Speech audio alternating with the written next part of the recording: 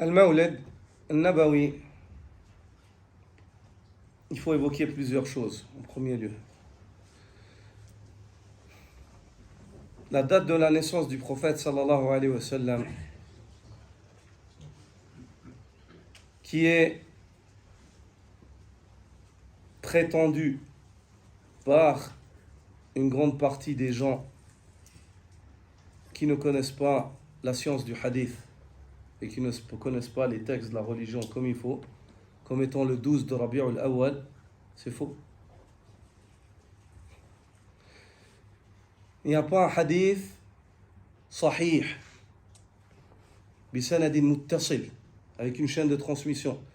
Yurfa ila sahabati rasulillah sallallahu alayhi wa sallam, avec que la personne puisse lever et dise hada huwa hadithun sahih la nashukku fi, qui prétendent la date de la naissance du prophète. Sur la date de naissance du prophète sallallahu alayhi wa sallam, Ibn Hajar évoque qu'il y a plus de 40 paroles chez les savants musulmans, 40 avis quand il est né. Le récit en matière de science de hadith le plus proche de ce qui est juste pour la naissance du prophète sallallahu alayhi wa sallam, c'est le récit de l'imam Malik.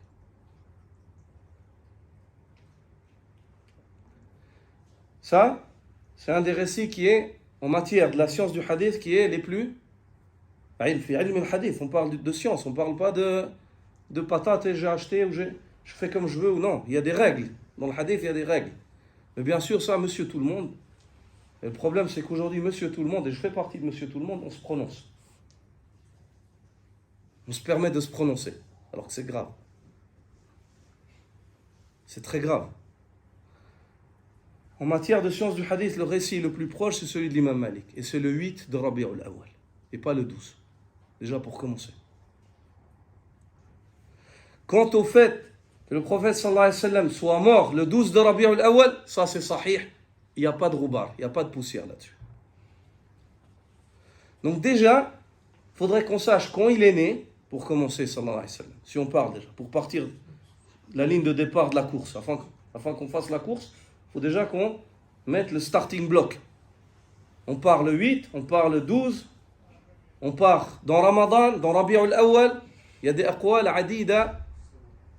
Je vous dis, Ibn Hajar, il évoque une quarantaine de paroles.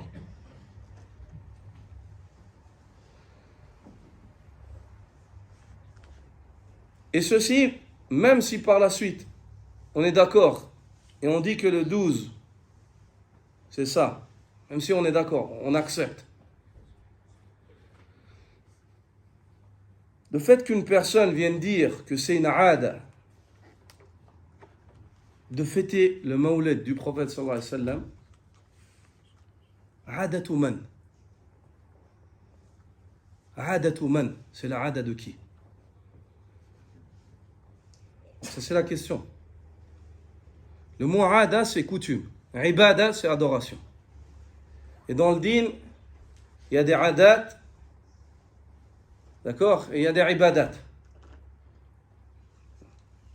Il y a des adorations et il y a des coutumes. C'est la aada, c'est la coutume de man. De qui? C'est la coutume de qui a amené cela? Al-Rafida.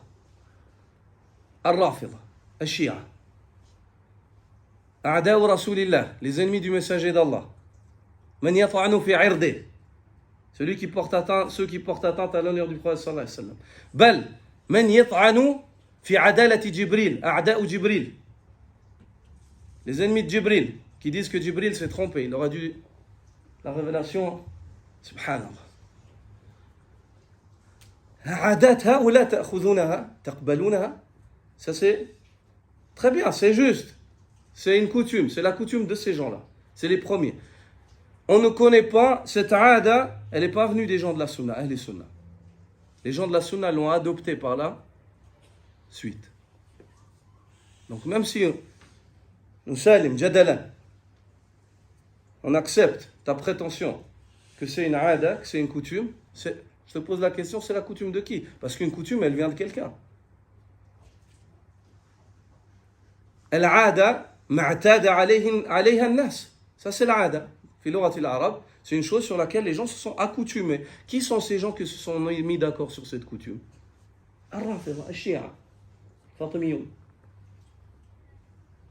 C'est eux qui se sont mis d'accord sur ça.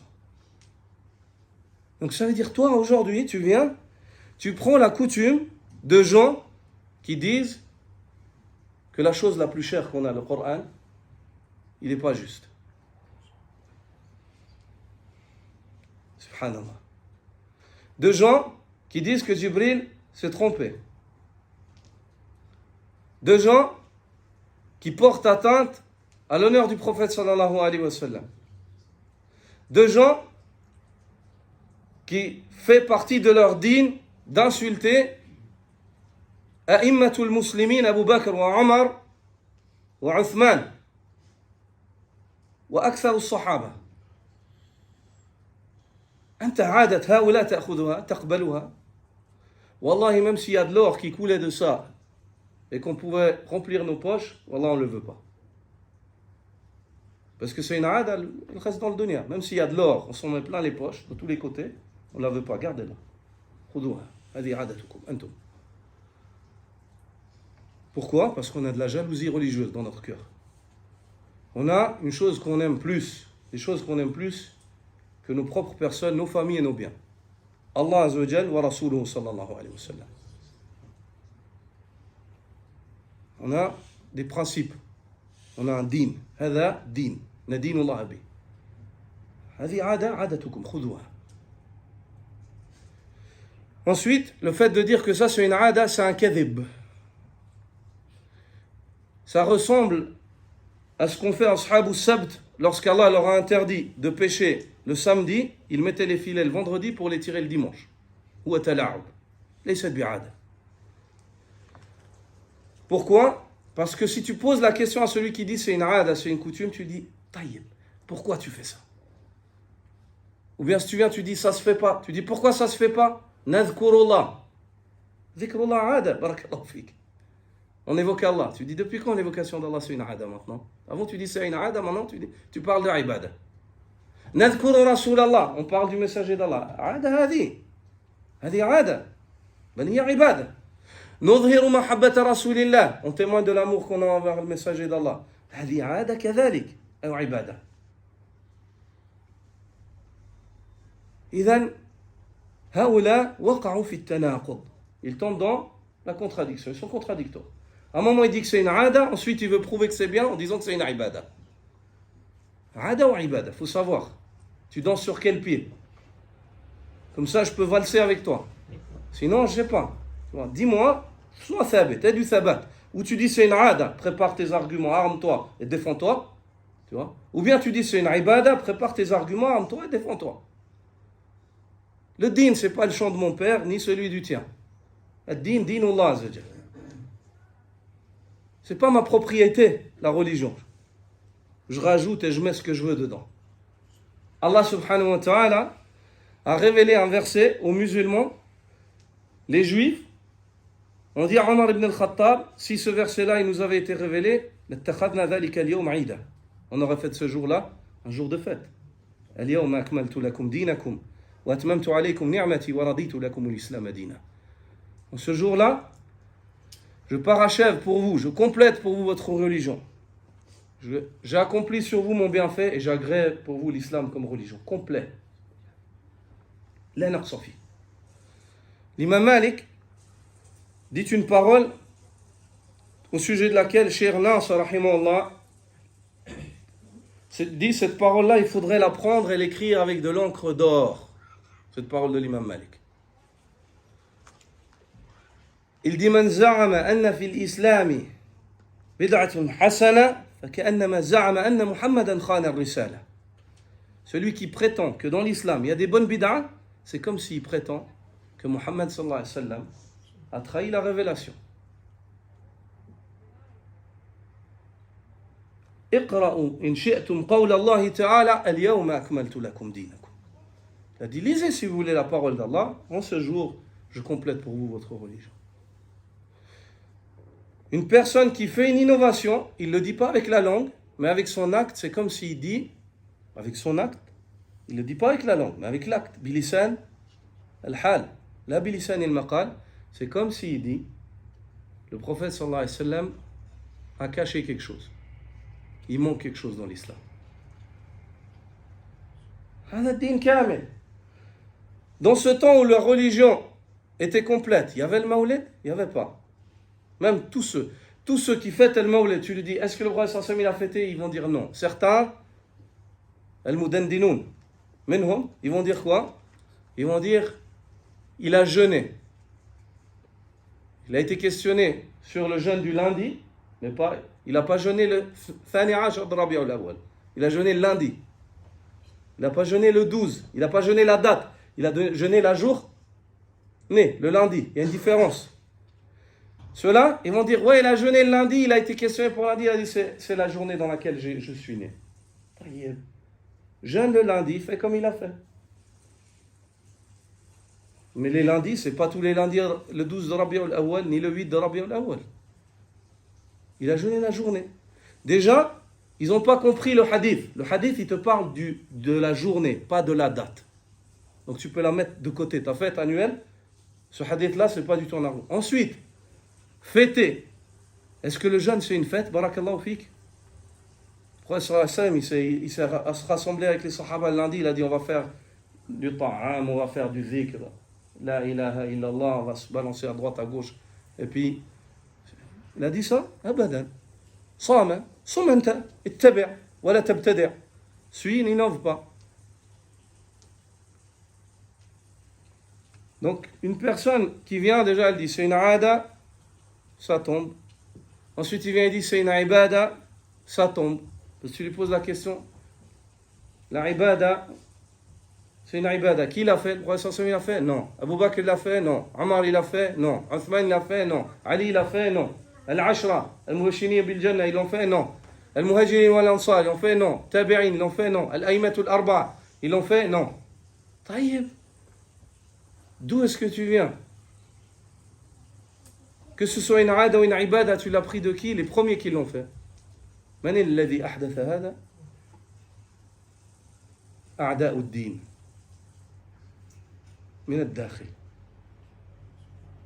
Qui a innové cela? Ceux qui sont les ennemis intérieurs de la religion, qui ont détruit la religion musulmane de l'intérieur. Ouvrez l'histoire, lisez l'histoire, regardez. De qui est-ce que l'islam il a souffert de l'intérieur? Allah, plus que des chiites, je ne sais pas de qui est-ce qu'il a souffert. Il est yomina hada encore. Donc, il faut...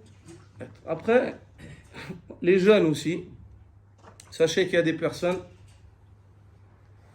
ils ont vécu jusqu'à 50 ans, 60 ans, avec cette conviction qu'en fait le mawlid, en fait si on doit faire, c'est bien chaque année. Plus tu vas essayer de le changer, plus il va devenir têtu et il va camper sur sa position. Des fois, changer un mal, si changer un mal, ça amène un mal plus grand,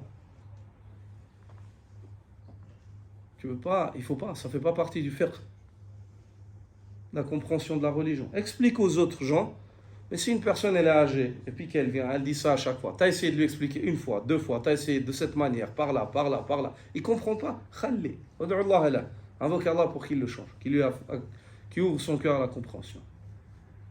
Mais plus tu vas essayer t'entêter et d'essayer de le changer, plus il va camper sur sa position, et plus ça va yazdadul amr su'an. L'affaire, elle fait qu'augmenter en mal.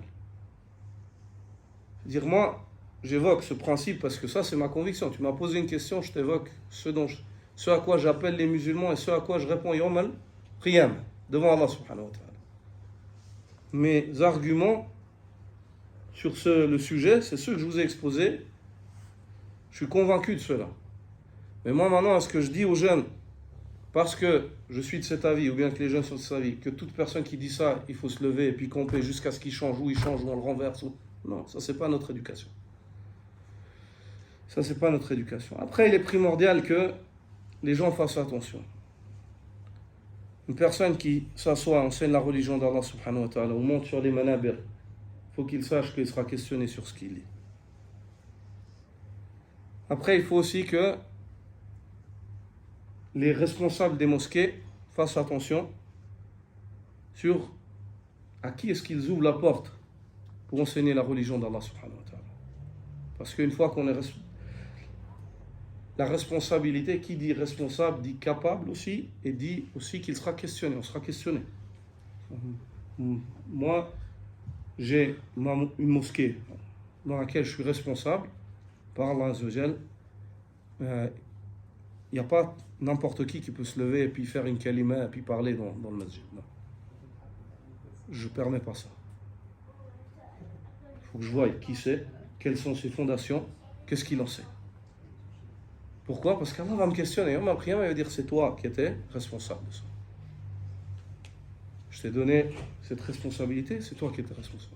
Mais une fois de plus, est-ce que ces responsables-là, on pense qu'ils ont carte verte, ils peuvent faire tout comme ils veulent? Non, le dunya, il n'est pas comme ça. Dans le mu'amalat avec les gens, il n'y a pas blanc, blanc, noir, noir. La vie, elle n'est pas comme ça. Même le prophète sallallahu alayhi wa sallam, qui était la meilleure des créatures, et la plus capable, et la plus responsable, et la plus craintive, la plus pieuse, il traitait avec les gens. Il traitait avec les gens. C'est-à-dire, il essayait de faire son maximum. Non. Et les prophètes, qu'est-ce qu'ils ont dit? Inni uridu al-islaha mastata'at. Shu'aib. Al-islah mastata'at. Tu réformes tant que tu peux. Tant que tu peux. Mais il ne faut pas venir au nom de la réforme amener un mal plus grand. فهذا ليس من الإصلاح في شيء. Au point où Aïcha al-Mu'minin, elle a vu le prophète sallallahu alayhi wa sallam un jour, un homme est rentré et il lui a souri. Alors que le prophète sallallahu alayhi wa sallam n'aimait pas cet homme-là. Il ne l'aimait pas. Elle savait Aïcha. La femme d'un homme, elle sait que son mari n'aime pas celui-là. Il n'aime pas. Elle savait que cet homme est hostile. Et pourquoi? Parce que c'était une personne qui était mauvaise. Quand il est rentré, le prophète sallam lui a souri et il l'a accueilli convenablement. Elle s'est étonnée. Elle a dit, Ya Rasulallah, j'ai vu une chose que je ne connais pas chez toi. Cette personne-là, c'est ton avis sur lui, et là, tu te comportes ainsi et tu lui souris. Qu'est-ce qu'il dit, sallallahu alayhi wa sallam? Il dit, je ne fais pas ça pour lui, mais pour son peuple qui sont derrière lui. Car c'était une personne qui avait une influence sur toute sa tribu. Si cette personne-là, le prophète sallallahu alayhi wa sallam, l'accueille mal et qui déteste le prophète sallallahu alayhi wa sallam, il va influencer toute sa tribu, des gens innocents, à détester le prophète sallallahu alayhi wa sallam. Vous avez compris, les ikhwa? C'est pour ça que je vous dis, dans le comportement avec les gens, des fois, les jeunes, ils sont ambitieux, ils veulent le khayr. Wallah, la chak. Mais des fois, ils n'ont pas le recul nécessaire pour comprendre au-delà de cela. On n'a pas ils n'ont pas, parce que je fais partie de ces gens-là. On n'a pas le recul pour comprendre au-delà de cela. Pour comprendre qu'il n'y a pas blanc, blanc, noir, noir. On peut juger une chose sur les fondations, mais dans la manière de la traiter, il faut al-mu'alaja. Il faut traiter sur le temps et sur la durée avec sagesse. Hikmah.